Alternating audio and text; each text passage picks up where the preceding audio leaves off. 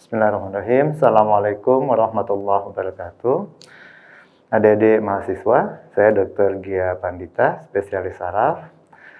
Pada kesempatan kali ini, saya ingin menyampaikan tentang cara-cara pemeriksaan kekuatan motorik, tonus otot, dan trofi dari otot. Pemeriksaan-pemeriksaan ini penting pada saat adik-adik berhadapan atau bertemu dengan pasien dengan keluhan kelemahan anggota gerak.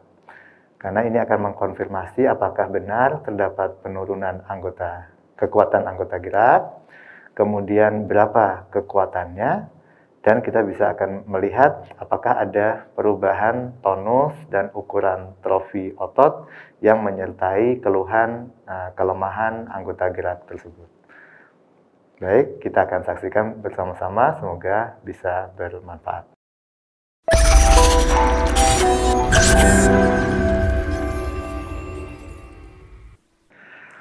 Baik adik-adik, apabila adik-adik bertemu dengan pasien dengan keluhan kelemahan anggota gerak, misalnya kelemahan lengan, gitu ya, kita harus memastikan dulu secara general dulu, secara umum apakah benar terdapat kelemahan. Gitu ya. Salah satu caranya adalah sebagai berikut. Ya. Bapak, coba Bapak gerakkan tangannya, ya, diputar searah jarum jam. Oke, baik. Ya. Oke, baik. Kemudian sebaliknya bisa, ya. Pada kondisi seperti ini, kondisi normal, teruskan gerakan, ya. Gerakannya simetris, kanan dan kiri dua-duanya aktif bergerak. Apabila ada kelemahan di salah satu anggota gerak, misalkan kelemahan di anggota gerak kiri, maka nanti akan terlihat anggota gerak kanan yang lebih banyak bergerak. Sementara anggota gerak kirinya, gerakannya kurang aktif. Gitu ya. Oke, baik, contoh. Sekarang ini diputar, gitu ya. Tapi yang di sini akan kurang aktif kalau ini ada kelemahan. Ya, kebalikannya juga, kebalikannya. Ya, oke. Ya, gitu ya. Oke, baik. Sekarang langkah yang kedua, bisa berbaring, Bapak.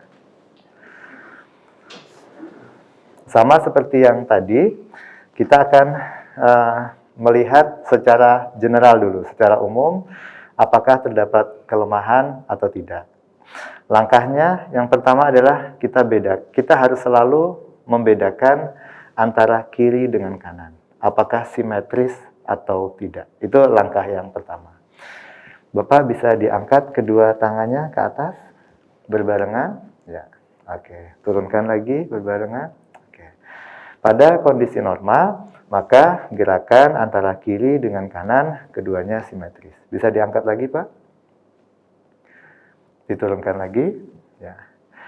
Apabila pasien mengalami kelemahan, misalkan kelemahan lengan kiri, maka pada saat kita minta pasien mengangkat kedua lengannya, maka akan terlihat bahwa lengan kirinya tertinggal, tidak sama tingginya, tidak sama kecepatannya dengan lengan kanan. Kita lihat nanti pada saat diangkat akan lengan kanannya lebih tinggi dibandingkan lengan kiri. Bisa diangkat, Bapak? Ya, turunkan lagi. Ya, terlihat bahwa yang lengan sebelah kirinya tertinggal. Bisa diangkat lagi, Pak? Nah, terlihat. Ini berarti kondisinya tidak simetris, menunjukkan bahwa lengan kirinya mengalami kelemahan. Ini pemeriksaan secara general dulu. Setelah itu, kita akan melakukan pemeriksaan per bagian. Jadi misalkan ini di ekstremitas atas, di lengan, kita akan periksa otot-otot di lengan atas, kemudian di lengan bawah, dan dilanjutkan otot-otot yang ada di tangan. Gitu ya. Langkahnya adalah, yang pertama, kita akan minta pasien untuk mengangkat tangannya ke atas. Gitu ya. Silakan Bapak diangkat tangannya. Ya, kuat lagi Pak. Terus. Ya. Kita ukur kekuatannya ya. Demikian juga sebaliknya. Bapak bisa didorong ke bawah yang kuat. Ya, gitu. Jadi kita harus selalu dua arah ya, ke atas. Kemudian kita lihat ke bawah. Ya. Pemeriksaan ini bisa langsung dilanjutkan dengan melihat yang sebelah kontralateralnya. Gitu. Sama metodenya, gitu. Kita minta pasien untuk mengangkat lengan kirinya. Diangkat Pak. Tinggi lagi. Oke. Sekarang Bapak ke bawah. Oke, baik. Dengan begitu, kita akan bisa membedakan antara ekstremitas kanan dengan ekstremitas kiri. Namun, bisa juga kita periksa dulu secara keseluruhan, dari lengan atas, lengan bawah, tangan, sebelah kanan, baru kita bandingkan dengan sebelah kiri. Gitu. Itu yang lebih praktis untuk dilakukan pada saat di klinik. Sekarang yang kedua, kita akan melihat kekuatan dari otot-otot yang sebelah distalnya. Oke, Bapak bisa ditarik ke sana ya. Ya, oke. Saya posisinya di sini. Ya, saya tahan. Nanti Bapak tekuk ke arah sana ya. Oke. Ya, tarik Pak. 1, 2, 3. Terus, ya kita ukur kekuatannya. Kemudian sebaliknya, Bapak bisa dorong. Ya, oke. Itu. Kemudian berikutnya kita ukur kekuatan yang di tangan. Dibuka Pak tangannya. Ya. Dilawan Pak ya, saya dilawan ya Pak. Ya, kita lihat. Oke, yang sini Pak. Ya. Kemudian per jari juga kita periksa. Bapak, ya. Yang kuat Pak. Ya. Tahan lagi. Oke, berikutnya lagi. Ya. Dan secara keseluruhan tangan juga kita periksa. Bapak genggam, ya, yang kuat Pak, kita coba tarik. Kuat lagi Pak, yang kuat, oke. Ya.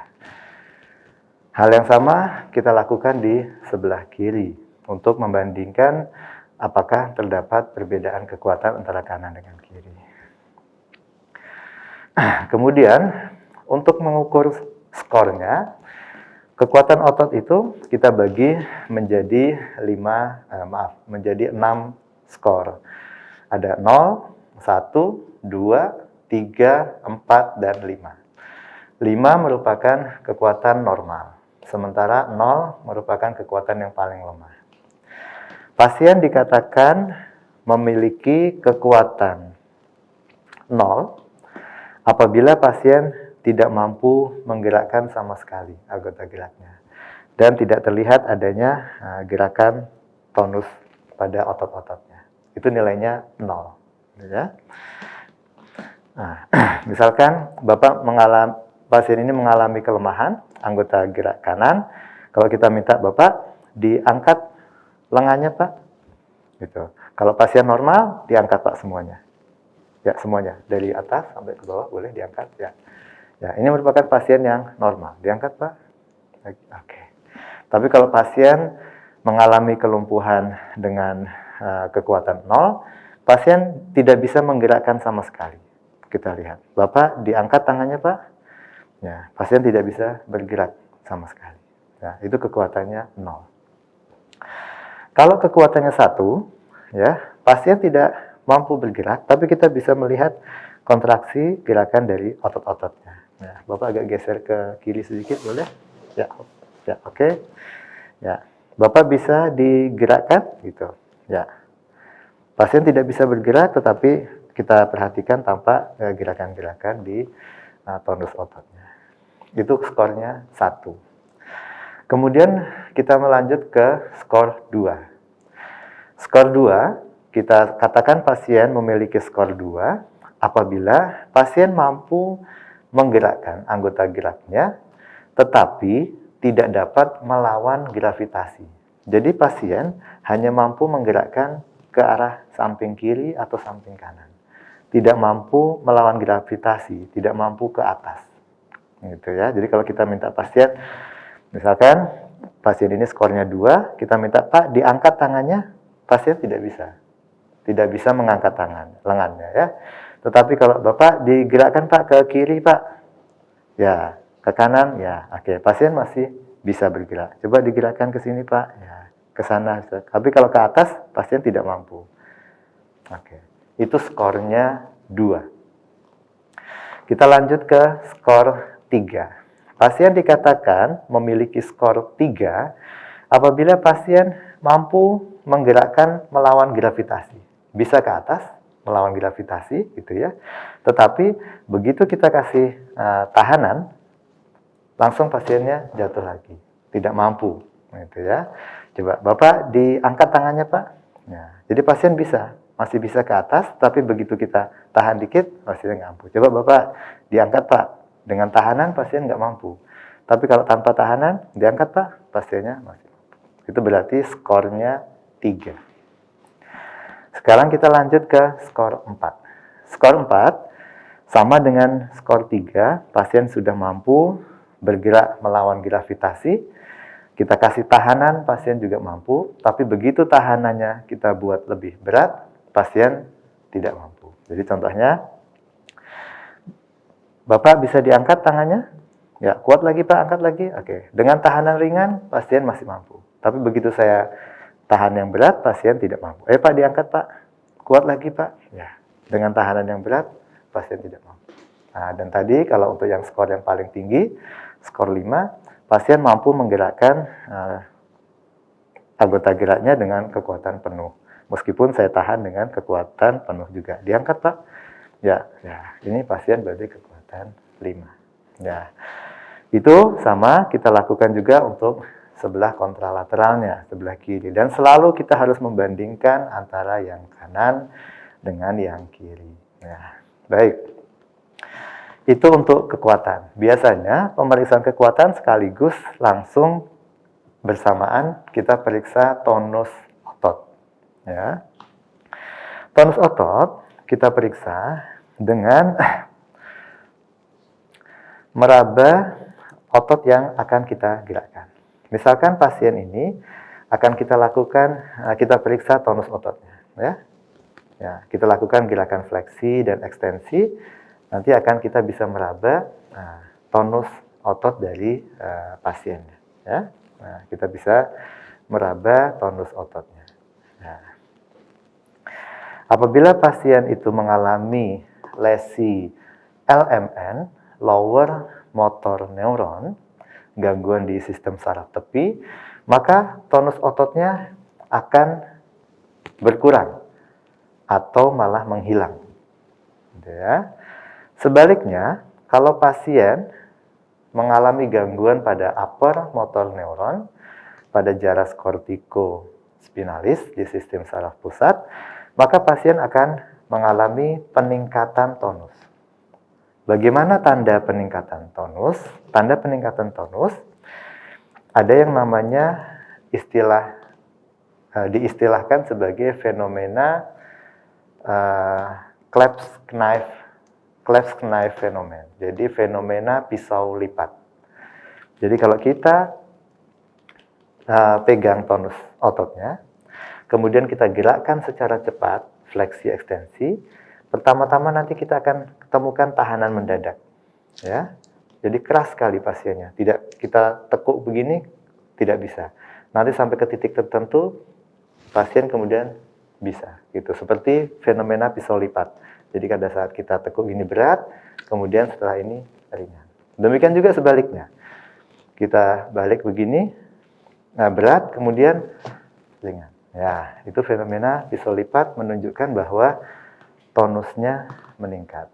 Pemeriksaan tonus ini gerakannya harus agak cepat ya. Misalkan kita gini, kita tarik. Nah, itu fenomena pisau lipat ya. Oke. Gangguan tonus, selain peningkatan tonus, terdapat juga gangguan tonus yang disebabkan gangguan ekstrapiramidalis. Contohnya pada pasien-pasien Parkinson. Itu terdapat gangguan tonus juga. Tetapi fenomenanya bukan fenomena pisau lipat, tapi kita kenal dengan fenomena roda gerigi atau cogwheel phenomenon. Pada pasien ini, cara pemeriksaannya, kita lakukan gerakan, tapi lambat, gitu.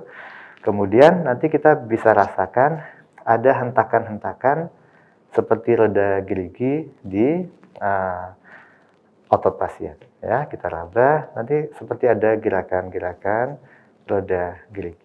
Ini juga gangguan tonus, tapi bentuknya adalah gangguan tonus akibat lesi ekstrapiramidal. Fenomenanya disebut fenomena cogwheel atau roda gigi. Baik, kita sekarang lanjutkan pemeriksaan untuk anggota gerak bawah. Sama seperti tadi, anggota gerak atas, kita harus selalu membandingkan antara kanan dengan kiri. Secara general dulu, baru kemudian per bagian. Ya. Secara general, kita bisa meminta pasien untuk mengangkat kedua tungkai secara bersamaan. Tidak usah terlalu tinggi, tetapi tidak boleh rapat posisinya. Posisinya harus terbuka. Ya. Bapak bisa tolong diangkat kedua kakinya? Ya, oke. Turunkan lagi. Ya. Kita lihat posisinya simetris antara kiri dengan kanan, tingginya sama. Bisa diangkat lagi, Pak? Oke, turunkan lagi. Ya.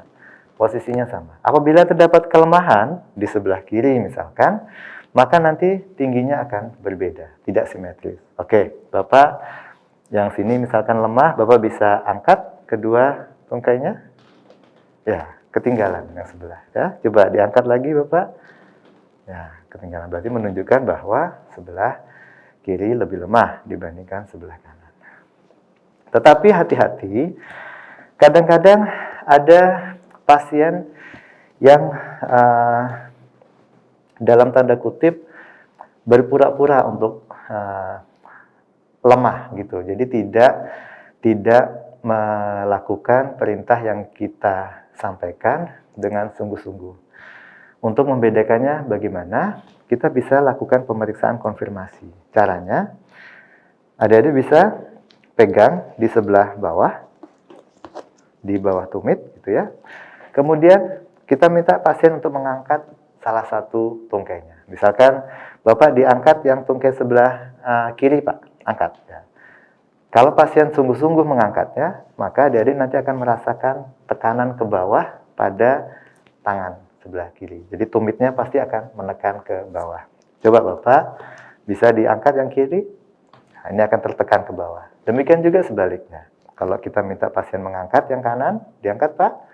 Nah, yang sebelah kiri akan tertekan ke bawah. Nah, pada pasien yang tidak melakukan dengan benar, maka biasanya nanti akan terasa bahwa tidak terdapat tekanan ke bawah. Ya.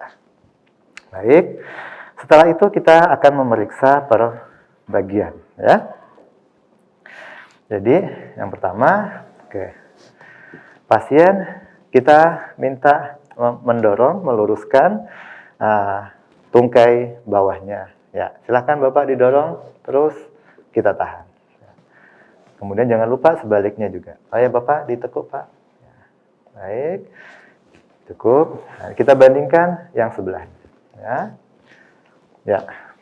Bapak bisa didorong, kuat lagi. Ya. Kemudian juga sama. Ya, Bapak ditekuk Pak, yang kuat. Ya. Kita bandingkan kekuatannya antara kiri dengan kanan. Berikutnya di kekuatan di kaki. Kita lakukan gerakan dorsofleksi dan gerakan plantar fleksi. Bapak bisa ditekuk Pak ke sana ya Pak ya. Kuat-kuatan dengan saya ya Pak. Ayo ditarik Pak. 1, 2, 3. Terus Pak ke sana ya. 1, 2, 3. Terus Pak ya. Oke. Kita bandingkan dengan sebelahnya. Ya. Ditekuk Pak ke sana. Ya, 1, 2, 3. Terus lagi, Pak. Oke, baik. Kemudian kita lakukan gerakan plantar fleksi. Didorong ke bawah nanti ya, Pak ya. Ya, dorong, Pak. Yang kuat. Kuat lagi. Baik. Kita bandingkan sebelahnya. Bapak dorong lagi. Ya, nanti kita akan bisa membedakan bagaimana kekuatan kiri dengan kanan. Ya. Jadi prinsipnya kita harus bedakan simetrisitas antara kiri dengan kanan. Dan kita juga harus membedakan kekuatan antara kekuatan yang proksimal, medial, dan distal. Kita bedakan kekuatannya. Oke, ya. Untuk selanjutnya, untuk pemeriksaan tonus, sama dengan pemeriksaan lengan, kita juga gerakan, gitu ya. Nanti kita raba tonusnya, apakah tonusnya meningkat, menurun, atau menghilang. Itu bisa kita lihat dengan meraba tonus sambil menggerakkan tungkai sesuai dengan yang dimaksud. Baik adik-adik mahasiswa, begitu tadi langkah-langkah pemeriksaan kekuatan otot, tonus otot, dan trofi otot. Semoga apa yang disampaikan tadi dapat membantu adik-adik dalam belajar skills lab, keterampilan klinik untuk menambah kompetensi adik-adik. Terima kasih atas perhatiannya. Assalamualaikum warahmatullahi wabarakatuh.